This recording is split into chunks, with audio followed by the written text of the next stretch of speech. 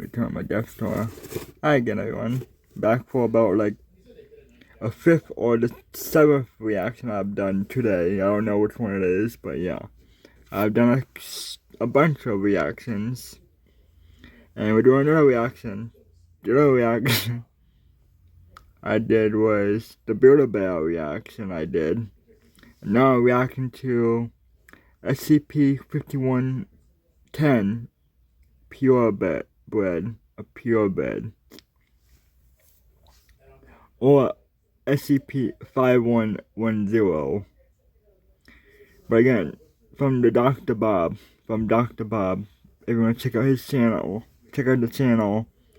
I'll put their channel in the description below if you want to see what's in the video. But anyway, don't forget to subscribe, like, and share. And let's get this reaction to SCP-5110 or SCP-5110. It's Halloween night. A man collapses, bleeding from the mouth. He's alone in his apartment, watching a horror movie marathon, and now he thinks he might be dead by dawn. But how? All he'd done was eat a microwaved mini pizza and drink a soda he picked up from a nearby candy store. Was it poison? Why do his guts feel like they're twisting themselves into knots? As he falls to his knees, spluttering and retching, clutching his agonized stomach, his organs lurch, and he vomits a red-tinged mess onto the floor. He can't believe what he's seeing. Is his puke full of broken glass? Across town, some trauma surgeons at the local hospital are having an extremely unpleasant evening, as a few patients with severe gastric distress are rolled into the ER in need of urgent medical attention. Of course, adding a layer of surreality to the whole event, the patients in question are in costume, as Beetlejuice and Elsa from Frozen, respectively. Only on Halloween, the team thinks, somehow in unison. They start taking emergency x-rays and are astonished at what they see. Worms. But not standard intestinal worms, the kind of nightmarish worms that would seem far more at home at the bottom of the deep ocean. The kind with big, sharp pincers full of painful venom. The kind of worms you definitely wouldn't want to be on the business side of, let alone having swimming around in your guts. One of the doctors in attendance exhaustedly remarks that this is even worse than the person they had in earlier that night, whose intestines were inexplicably full of disgusting rotten berries. People seem to do bizarre and crazy things on Halloween, he thinks to himself, as the nurses draw the "cut here" lines on the stomach of the screaming patients, and the doctor readies his scalpel. But our story isn't about any of these people on Halloween night. It's about a humble little ghost. Happy Halloween, please take one. The neighbor's sign had been pretty explicit about that. Hearing the blood-curdling screams filling the room, frozen to the spot in terror, and watching wide-eyed as a person convulses on the ground, the ghost wishes he'd heeded the warning. He's too old for trick-or-treating, but his parents insist he has to. After all, he can't leave his little brother to walk around the neighborhood on his own, even if it'll still be light out. So he begrudgingly throws an old bedsheet over his head, cuts 2 holes in it, and voila, he's a ghost. And none of his friends have to see him out trick-or-treating like a little kid. Every time they knock at one of the houses on the street, he wishes this would just be over. Texts are flooding in from his friends, telling him to hurry up and meet them so they can head over to the house party like they'd planned to. The ghost rolls his eyes every time his little brother races off to another house with a jack-o'-lantern out front, eager to fill his bag with more and more candy. After each door closes, he tells his younger sibling this is it, that they won't be visiting any more houses after this. But before he can herd him back towards their parents' place, his brother is already speeding off in the other direction. They arrive at one of the quieter houses on the block. There are hardly any other trick-or-treaters around, barely anyone else in costume. The ghost urges his little brother to come back home, insisting it doesn't look like anyone's here. The house isn't even decorated. All the lights are out, save for a candle flickering inside a carved pumpkin. Immediately, the brother rushes over to knock on the door. There's no answer, just a silence that hangs in the air and stretches out every second. He knocks again, but still, nobody answers. No one to answer the door for the boy to ask, trick or treat to. The ghost tries to urge his sibling to leave. The owners, whoever they are, seem to have left a bucket of candy in front of their door, with a sign encouraging people to help themselves. Another text from his friends makes the ghost all the more eager to go. By now, he's missing the party. His brother insists that he can't take the candy unless he gets to ask the owners trick or treat. Eventually, growing frustrated, the ghost has to drag his little brother away. Before he leaves, he looks over his shoulder to see if anyone else is watching, before swiping the full, unattended candy bucket and tipping its contents into the sheet of his ghost costume, deciding he might as well take them as party favors. But before we go on, I want to thank the sponsor of this video, War Thunder.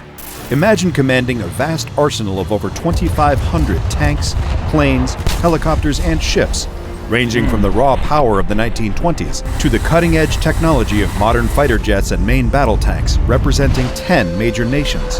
And forget about something as simple as hit points. In War Thunder, each vehicle component, from engines to ammo racks, can be individually damaged or destroyed by enemy fire for an unmatched level of detail in combat. And the damage doesn't just happen unseen. The game's X-ray view allows you to witness the precise impact of your strategies, showing exactly where and how your actions affect the enemy, bringing a new level of depth to your combat tactics. But War Thunder isn't just for the hardcore simulator fan. Whether you're looking for quick, action-packed encounters or the ultimate realism challenge, there's a game mode for you. From the fast-paced arcade mode, the balanced realistic mode, to the fully immersive simulator mode, each offers a unique way to experience the game's breathtaking battles. And the best part? You don't need any fancy hardware to jump into the action. Whether you're piloting a plane or driving a tank, a simple mouse and keyboard or controller is all you need, even in the most realistic simulator mode. Join the ranks of a global community of over 70 million players by clicking on my link in the description to grab your massive bonus pack. This exclusive offer for new and returning players who haven't played for at least 6 months includes multiple premium vehicles, an exclusive vehicle decorator Eagle of Valor, 100,000 Silver Lions, and 7 days of premium account. But remember, it's only available for a limited time. Now back to our trick-or-treater. Returning his brother home, the ghost races back out just as the evening turns into night. Crossing town as quickly as he can, he arrives at the house party, greeted by his friends dressed as werewolves and vampires. He hadn't realized everyone would still be doing costumes, breathing a sigh of relief under his ghost sheet, only to wish he'd put more effort into the costume. He dumps the stolen candy into a big communal bowl, overflowing with sugary snacks, before heading into the party. It doesn't take the ghost long to realize that the event isn't all it's cracked up to be. Feeling too awkward to go up and talk to anyone, he floats around, boredly sipping a drink from a plastic cup, like a literal ghost at the feast. He started feeling guilty about being a jerk to his brother, making him rush trick-or-treating so the ghost could come to a lame party. But just as he's about to leave, somebody screams. One of the party guests is holding a packet of gummy bears in one hand, the same ones that the ghost swiped earlier. The other hand is clutching his stomach in pain as something seems to be moving. The ghost blinks, certain it's a trick of the strobing lights at the party. He moves to get a better look, just in time to see the guest collapse. People nearby start panicking, telling each other to call an ambulance, worried that someone's having a severe allergic reaction. Then, something moves again. The limp body of the party guest starts thrashing around, convulsing on the floor. It's like there's something inhuman, some creature inside his stomach, moving around and trying to claw its way out. And then, it does. And it roars. The ghost stares in horror as what looks like a small bear tears itself free, flecks of blood staining its bright green fur and dripping from its paws. The screams erupting around it startle the creature, and it lunges for the nearest person, baring its sharp teeth and clamping them down in a vicious bite. The ones who are far away enough start running. The ghost isn't so lucky. The mint green bear leaps off of its latest victim and fixes its confused, murderous eyes onto the ghost. He's frozen in place by pure terror as the little bear lunges for him, flecking the blood of its previous victim onto his formerly white sheet. As the bear's jaws close around his face, his closing thoughts are of his younger sibling. He should have just stayed trick-or-treating tonight. Out on the ocean, the blades of a matte black stealth chopper slice through the air. The crew working aboard a freighter, hauling goods across the water, only notice the helicopter as it swoops in low, descending from overhead. Before the captain even has a chance to hail the aircraft and request that those aboard identify themselves, it's already coming in for a landing. Figures in tactical gear, all brandishing automatic weapons, spill out of the chopper as the captain sounds the alarm. Crew members scatter, running for their lives, but with no way to escape the cargo vessel, surrounded by the roaring waves of the supply route they're sailing along. Everyone panics. They've been boarded. But these armed figures aren't pirates. They're far too well equipped. They look almost military. In fact, they're outfitted in gear that seems closer to special forces. SCP Foundation Mobile Task Force operatives storm the ship, splitting into smaller teams. One rushes after the boat's crew, rounding them up and herding them toward the bridge. The other squad sweeps the deck, weaving in between the rows of towering shipping containers, searching the cargo for something. Within minutes, the freighter's crew are helplessly kneeling on the floor of the bridge, hands placed on the backs of their heads in compliance with the orders of these soldiers bearing a strange, unfamiliar insignia on their uniforms. The group's commander instructs two of his men to search for a cargo manifest, and in moments, they've found the relevant document, relaying the serial number of one of the containers to the squad on the ship's deck. The commander begins questioning the captain of the vessel and his crew, seemingly interested in the contents of this one container. Not one of them knows what's inside. All they know is it's bound for the port they were heading to. What nobody notices, though, is the accidental adjustment to the ship's course, caused by a turn of the main wheel during the commotion. The freighter is passing down a narrow waterway that is part of the trade route, only now, instead of sailing straight, it's traveling at an angle. On the ship's deck, the MTF operators locate the shipping container they've been directed to. It's locked, naturally, but the team has come prepared. As the rest of the squad form up and cover the crate, one of them rushes to the front, buzzsaw in hand. Sparks fly as the spinning blade slices through the various locks, keeping the long metal container shut tight. In seconds, the saw severs each one, and two of the MTF soldiers stow their weapons, wrenching the container's doors open, while the others keep their guns trained on what might be inside. The MTF quickly examines the contents of the shipping container, noting the various cardboard boxes inside. One hears a command squawked through their radio from the commander, stating he needs visual confirmation that what they're looking for is in fact inside those boxes. The operator unsheaths their combat knife and effortlessly slices through the tape holding the box shut, and sure enough, inside is...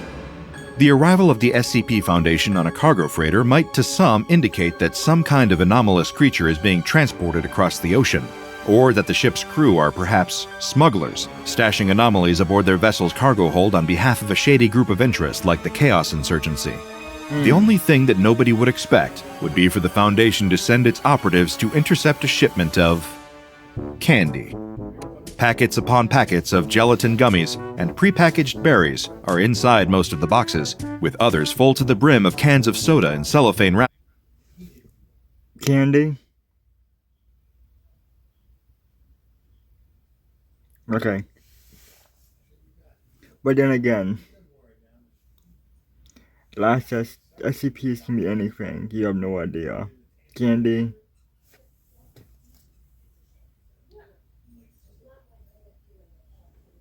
Even teddy bears. What's the last SCP video I reacted to was Build-A-Bear. So yeah. To keep them secure. The packaging has been purposely designed to mimic popular brands. The operator almost had to squint to notice the logos for a company named Pure Foods. They held the items close to their body cam, highlighting. You say you'll never join the Navy. Never track storms in the Atlantic. Or skydive as part of your commute. Joining the Navy sounds crazy. Saying never actually is. Learn why at Navy.com. America's Navy, forged by the sea. Highlighting that these weren't products from the likes of Haribo or Coca-Cola, no matter how much they looked to be. Confirming they'd found what they'd been sent for, the commander radios back to the Foundation, telling them to dispatch an extraction unit to retrieve the intercepted shipment.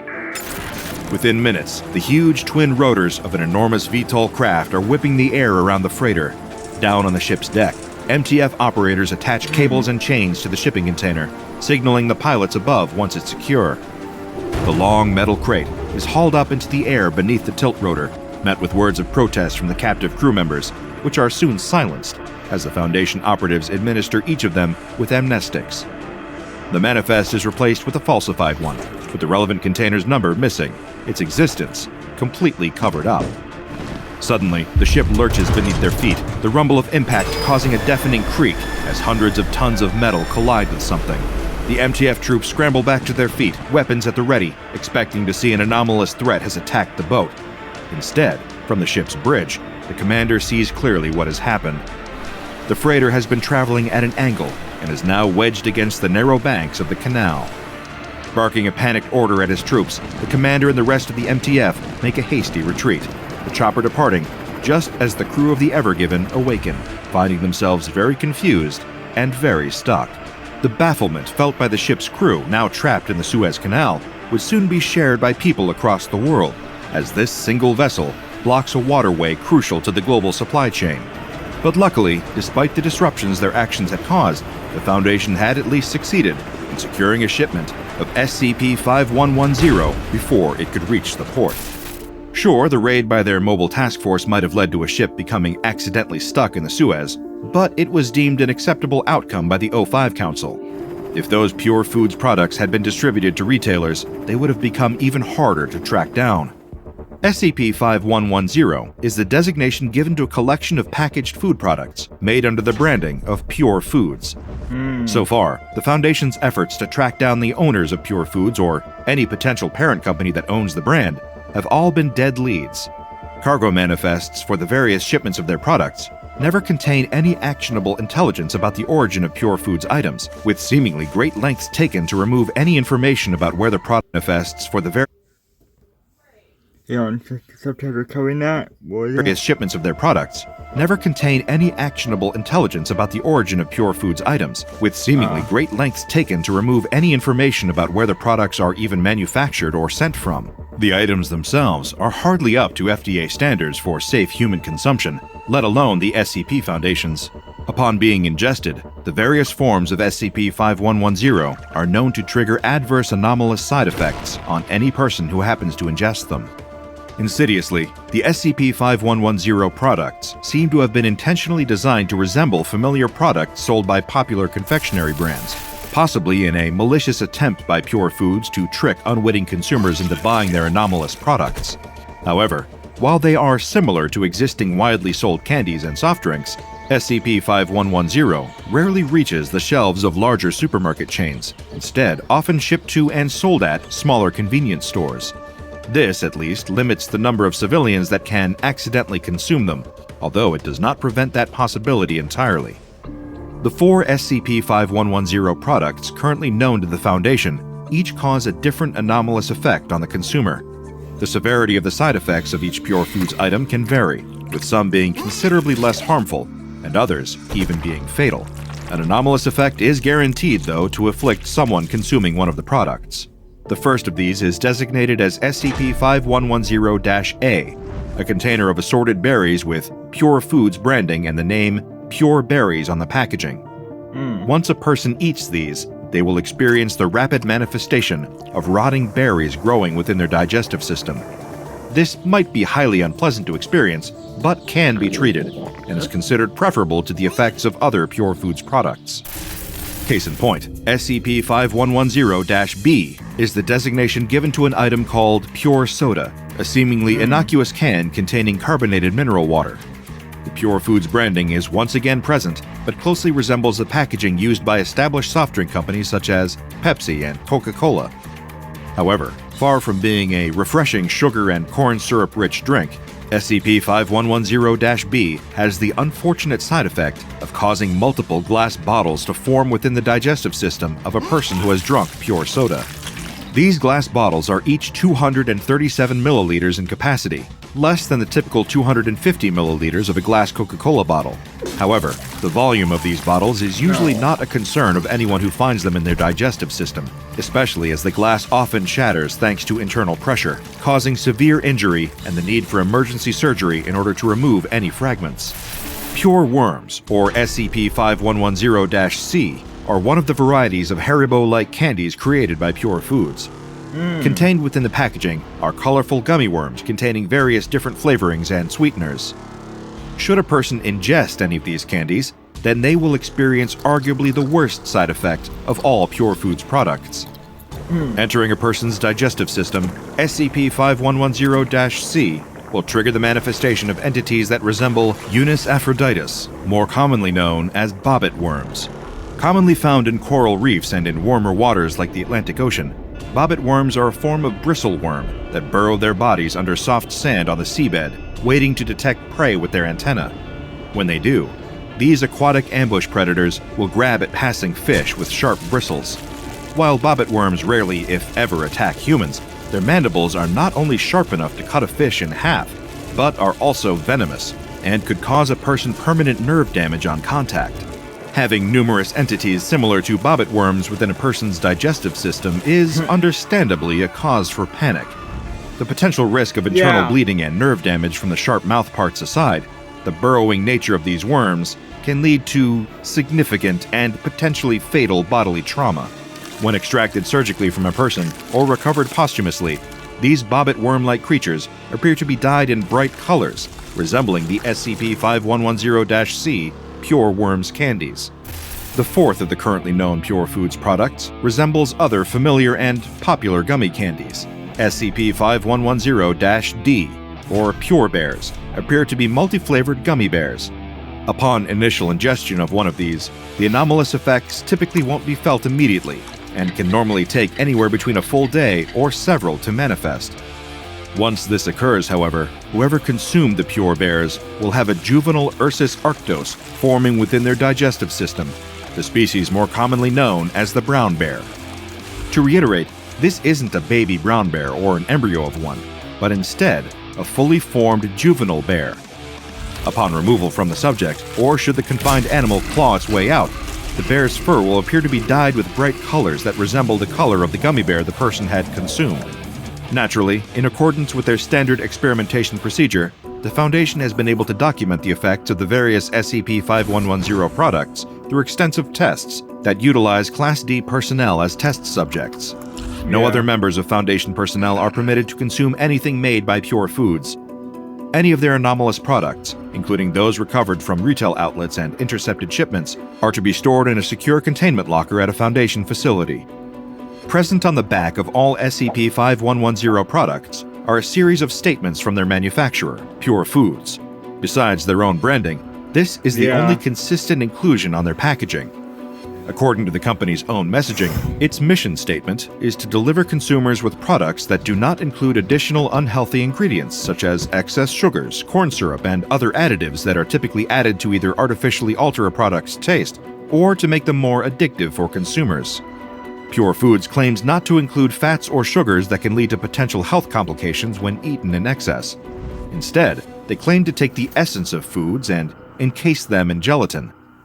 The nutritional information for a packet of Pure Bears, or SCP-5110-D, is listed as follows: 58,000 calories, 40,000 grams of total fat, 16 grams of sodium, with 0 carbohydrates, 0 sugars, and 260,000 grams of protein. The only ingredient listed is simply bear.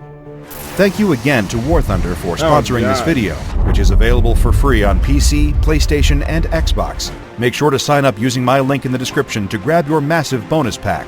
This exclusive offer for new and returning players who haven't played for at least 6 months includes multiple premium vehicles, an exclusive vehicle decorator Eagle of Valor, 100,000 Silver Lions, and 7 days of premium account. But remember, it's only available for a limited time. Check out the Dr. Bob Patreon and become a junior researcher today. Now go and watch another entry from the files of Dr. Bob, like SCP-1048, Builder Bear. Play anytime, anywhere with Lotto.com. Welcome.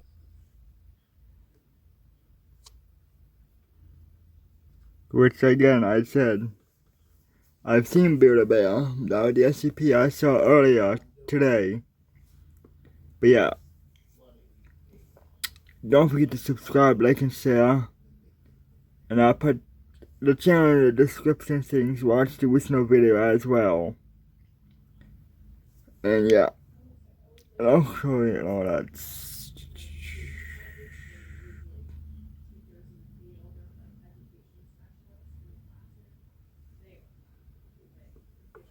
Yeah. Don't forget to subscribe, like, and share. And don't forget to check my playlist to see my other reactions too. And I'll put their channel in the description below. You can watch the original video if you want. Alright? Bye for now, and I'll see you next time. Bye.